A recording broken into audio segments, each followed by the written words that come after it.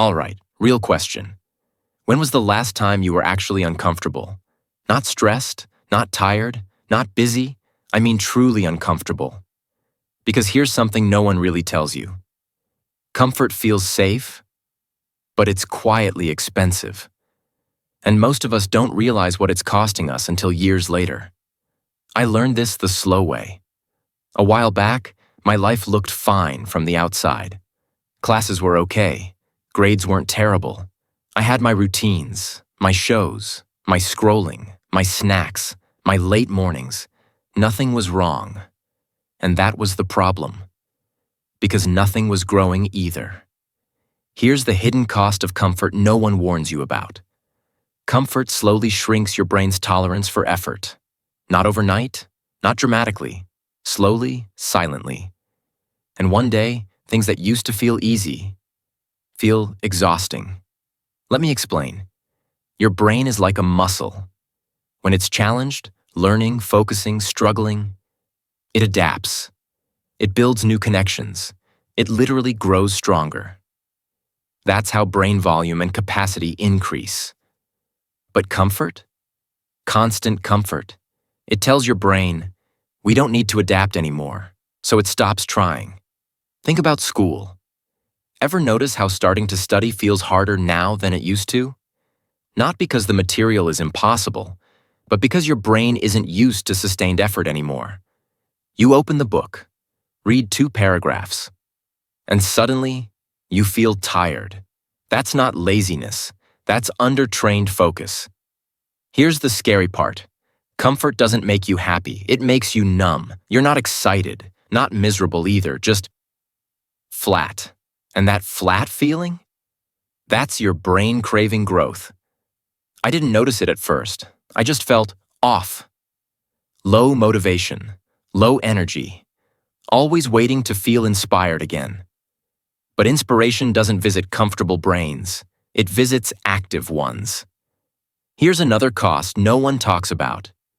Comfort increases procrastination. When your life is optimized for ease, any effort feels like a threat. So your brain avoids it. Homework, later, workout, tomorrow, big goals, someday. Not because you don't care, but because your brain forgot how to push. And the longer you stay there, the louder the resistance gets. Tasks feel heavier. Decisions feel overwhelming. Burnout shows up faster. That's not because you're weak. It's because comfort lowered your tolerance. Quick pause. This matters. Burnout isn't always caused by doing too much. Sometimes it's caused by doing too little of what challenges you. When your brain doesn't get meaningful strain, even small stress feels unbearable. So what do? Do we make life miserable on purpose? No, but we stop confusing comfort with care. There's a difference. Let's talk about useful discomfort. This is the kind that grows you without breaking you, the kind that increases brain volume, focus, confidence, resilience. And it starts small. Step 1. Identify your comfort loops. Ask yourself, where am I choosing ease over growth? Scrolling instead of starting? Rewatching instead of creating? Avoiding tasks you already know matter? No judgment, just awareness. Awareness is power. Here's the part people miss. You don't need to destroy comfort. You just need to interrupt it. Daily. Step 2. Add 1 intentional challenge per day, just 1. Something slightly uncomfortable, but safe. Examples. Studying without your phone for 20 minutes. Waking up 30 minutes earlier. Starting the assignment before you feel ready. Doing the workout even when motivation is low. Tiny stress. Big adaptation. This is how brain growth actually happens. Each small challenge sends a signal. Hey, we still adapt here. And your brain responds. At first it feels awkward. Resistance shows up. Excuses get loud. That's normal. That's your comfort zone negotiating. Don't argue with it. Just act anyway. Step 3. Shorten the comfort recovery time. After effort, don't immediately escape. No instant scrolling. No dopamine flooding. Sit with the feeling. Let your brain register. I did something hard. I survived. That's how confidence builds. Not from hype, from evidence. Here's something personal.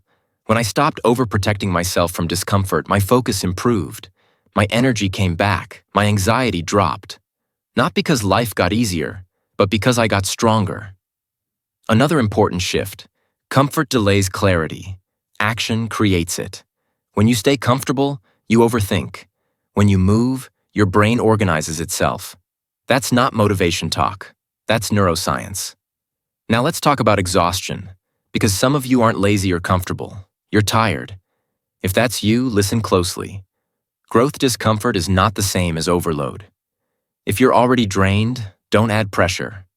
Reduce load, sleep better, shorten sessions, protect recovery. Growth comes from the right amount of stress, not constant stress. But here's the truth most people avoid. If your life feels stagnant, comfort is usually part of the reason.